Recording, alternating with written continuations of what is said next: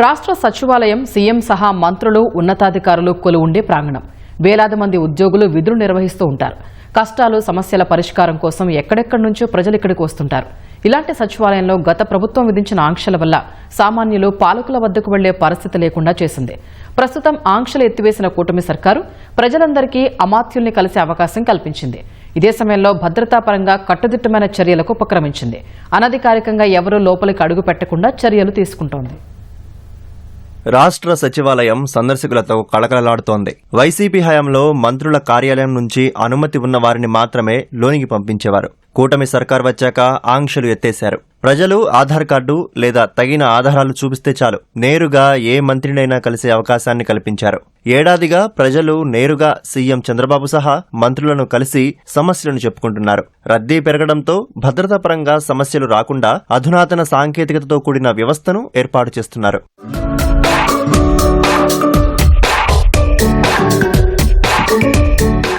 నకిలీ ఐడీ కార్డులు, గుర్తింపు కార్డులతో కొందరు సచివాలయం లోపలికి ప్రవేశిస్తున్న ఘటనలు ఇటీవల చోటు చేసుకుంటున్నాయి. రద్దీ వేళల్లో ఈ తరహా ప్రవేశాలను అడ్డుకునేందుకు భద్రతా సిబ్బందికి అవకాశం ఉండటం లేదు. దీన్ని నివారించేందుకు సాంకేతికత వినియోగించి యాక్సిస్ కంట్రోల్ వ్యవస్థను ఏర్పాటు చేస్తున్నారు. సచివాలయ ఉద్యోగులకు సిఎఫ్ఎంఎస్ డేటాలో ఉన్న వివరాల ఆధారంగా ఐడీ కార్డుతో జతచేసి స్మార్ట్ కార్డులు ఇవ్వనున్నారు. స్మార్ట్ కార్డును స్కాన్ చేస్తేనే లోనికి వెళ్లే అవకాశం ఉంటుంది.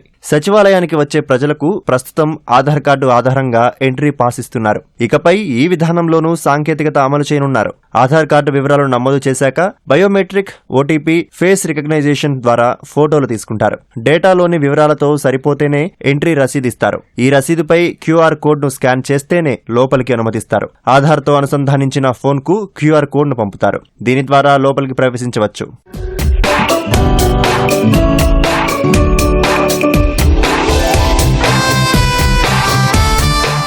సచివాలయంలోనికి వచ్చే వాహనాలను ఇకపై సమగ్రంగా తనిఖీ చేసే వ్యవస్థను అందుబాటులోకి తెస్తున్నారు.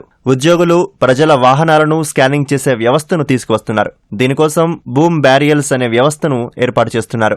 ఈ విధానంలో సచివాలయ ఉద్యోగుల కార్లు, ద్విచక్ర వాహనాల వివరాలను రవాణా శాఖ వెబ్సైట్ నుంచి తీసుకుని ఫాస్ట్ ట్యాగ్ తరహాలో RFIDతో పనిచేసేలా శాశ్వత ప్రాతిపదికన స్టిక్కర్ జారీ చేస్తారు. స్టిక్కర్ ఉన్న వాహనాన్ని లోపలికి అనుమతిస్తారు. వీటి ద్వారానే రాకపోకలు సాగించాల్సి ఉంటుంది.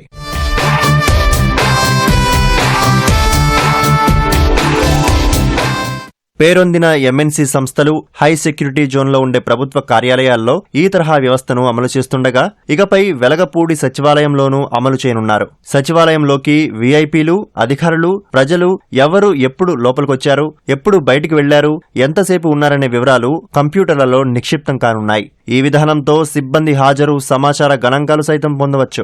రాకపోకల వివరాలు నమోదవుతాయి. మొత్తంగా చూస్తే కనుక సచివాలయానికి వచ్చేటువంటి వారు ఎవరికి అనధికార వ్యక్తులు లోపలికి వెళ్లకుండా నియంత్రించడంలో భాగంగా ఈ సరికొత్త వ్యవస్థను అధికారులు అమలు చేయబోతున్నారు. వారం రోజుల్లోనే ఈ వ్యవస్థను కూడా అమల్లోకి తీసుకురానట్టుగా అధికారులు చెబుతున్నారు. ఈ వ్యవస్థ అందుబాటులోకి వస్తే సచివాలయంలో అనధికార వ్యక్తులు లోపలికి వెళ్లడం అనేది జరగదని చెబుతున్నారు. అదేవిధంగా ఉద్యోగులకు సంబంధించినటువంటి వారి రాకపోకల వివరాలు, అదేవిధంగా సందర్శకుల యొక్క రాకపోకల వివరాలన్నింటి కూడా నిక్షిప్తం అవుతాయని చెప్పేసి ఎలాంటి భద్రతాపరంగా ఎలాంటి లోపాలకు తావుండదని చెప్పేసి అధికారులు చెబుతూ ఉన్నారు. కెమెరామెన్ సోమేష్తో కలిసి వెంకటరమణ, ఈటీవీ న్యూస్, అమరావతి సచివాలయం నుంచి.